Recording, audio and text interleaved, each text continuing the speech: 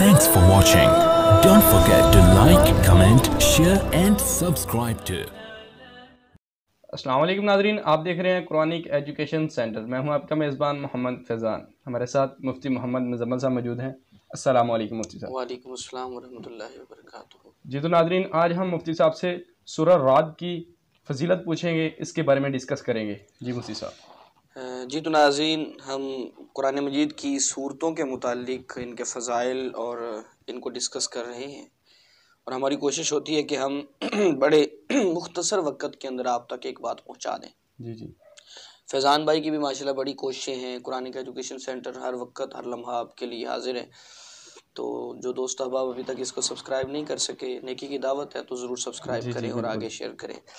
सूरत रात, इसका जो लफ्ज़ी मतलब है फैज़ान भाई, वो है गरज। सही। जैसे बादल गरजते हैं। तो गरज चमक की आवाज़ जो है ना, वो हमारे यहाँ जो है वो रात के मुतालिक अरबी के अंदर जो है वो इस लफ्ज़ को अरबी में यूज़ किया जाए तो इसका माना उर्दू में गरज चमक बनता है। सही। तो कुरान मजीद की इस आयत के अंदर, चूँकि एक आयत के अंदर गरज चमक की बात चली थी, तो इसलिए इस आयत को जो है वो इसी लफ्ज़ के साथ मंसूब कर दिया गया। सही। असल में ये इस सूरत के अंदर जो चीज़ें बयान की गई है ना, जो इसका शान नुज़ूल है, जी, वो मक्का के दौर का ही है। यानी मक्का के दौर जी, जब नबी मुकर्रम सल्लल्लाहु अलैहि वसल्लम मक्कतुल मुकर्रमा के अंदर मौजूद थे, जी, तो ये उसी वक्त की बात है, उसी ज़माने की बात है, उसी वक्त ये नाज़िल हुई थी। जैसे हमने पीछे सूरत पढ़ी है, सूरतुल आराफ पढ़ी है, तो जैसे वो मक्का में नाज़िल हुई, ये भी मक्का में नाज़िल हुई। बिल्कुल। इसके अंदर मज़मून जो बयान किया गया ना, इसमें अल्लाह पाक ने अब काफिरों को, यानी एक हिसाब से देखा जाए ना, जी, तो अगर काफिरों को जितने बड़े बड़े मोजज़ात दिखा दिए गए थे ना, वो ईमान नहीं लेके आना था उन्होंने। अब यानी अब देखें कि मक्का के काफिरों के सामने पत्थर जो है वो हुजूर पाक सल्लल्लाहु अलैहि वसल्लम पर सलाम भेजते हैं। जी, बिल्कुल, कोई शक नहीं। जानवर हुजूर की बारगाह में पेश हो जाते हैं। बेशक। वो कंकरियां कलमे पढ़ना शुरू कर देती हैं, उन्होंने फिर भी ईमान नहीं लेके आए।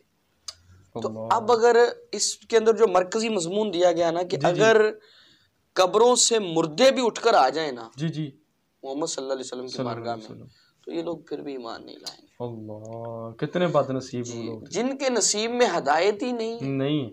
वैसे भी खुदा जब दीन लेता है, अकलें छीन लेता है, तो बात समझ ही नहीं पड़नी, आना ही नहीं, पता ही नहीं चलना। क्यों? क्योंकि हिदायत उनके नसीब में नहीं। तो यही वजह थी। इसके अंदर यही मजमून जो है वो ज़्यादातर डिस्कस किए गए हैं। बड़ी अच्छी सूरत है, तिलावत करें तो इसको जो है वो बंदे को सुरूर मिलता है, और बंदे को अपने ऊपर इस लिहाज से खुशकिस्मती का एहसास होता है कि वो लोग जो बड़े बड़े मोजज़ात देखकर भी ईमान ना ला सके, हम कितने खुशकिस्मत लोग हैं कि हम मोमिन हैं, मुस्लिम हैं। उन गोदों के अंदर हमने जन्म लिया, उन गोदों के अंदर हमने आंख खोली कि जो पहले से ही मेरे महबूब आका सल्लल्लाहु अलैहि वसल्लम की उम्मत का घराना था। तो हमारे लिए तो ये ईमान से बढ़ के तो कोई कीमती चीज़ है ही नहीं। बेशक, कोई शक नहीं इसमें। बहुत बहुत शुक्रिया मुफ्ती साहब। जी तो नाज़रीन, मुफ्ती साहब ने बहुत ही प्यारी फजीलत बयान की सूरत रात। तो हम अगले सवाल के साथ फिर हाज़िर होंगे, तब तक के लिए हमें इजाज़त दीजिए। अल्लाह हाफ़िज़।